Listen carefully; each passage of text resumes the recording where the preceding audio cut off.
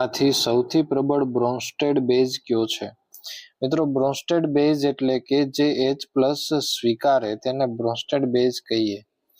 અને ચારેય સ્ટ્રક્ચર જોતા એવું લાગે કે ચારેય સ્ટ્રક્ચરમાં નાઇટ્રોજન અવેલેબલ છે અબંધકારક ઇલેક્ટ્રોન યુગ્મ સાથે, એટલે ચારેય છે H+ સ્વીકારવા માટે સક્ષમ છે. પણ આપણે અહીંયા એ જોવાનું છે કે જે કયો બેઝ છે એ સરળતાથી H+ સ્વીકારે છે.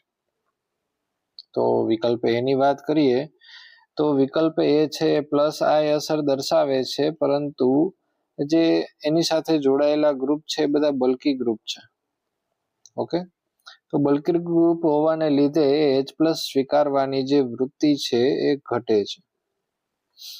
બીજો ઓપ્શન જોઈએ તો બીજામાં પણ +I અસર દર્શાવે છે, પરંતુ એ જે વિકલ્પ છે એના કરતા બલ્કી ગ્રુપ અહીંયા ઓછા છે. એટલે કે એક ઇથાઇલ આવેલું છે, 2 ઇથાઇલ આવેલા છે અને એક હાઇડ્રોજન જ આવેલો છે.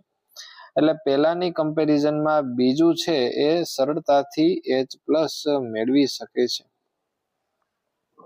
તો બીજું છે સરળ છે એટલે પહેલું તો અહીંયા આપણે કેન્સલ કરવાનું થાય છે. તો પહેલું છે કેન્સલ કરીએ, બીજું એના કરતા સરળ છે.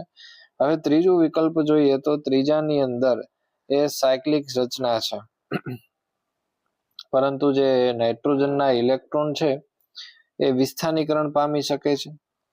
નાઇટ્રોજનના ઇલેક્ટ્રોન કે પાઇ બોન્ડ પણ આવેલો છે, તો અહીંયા નાઇટ્રોજનના ઇલેક્ટ્રોન વિસ્થાનીકરણ પામી શકે છે, એટલે એની જે સ્થિરતા જળવાતી નથી. તેથી H+ સ્વીકારવાની વૃત્તિ છે ઘટી જાય છે.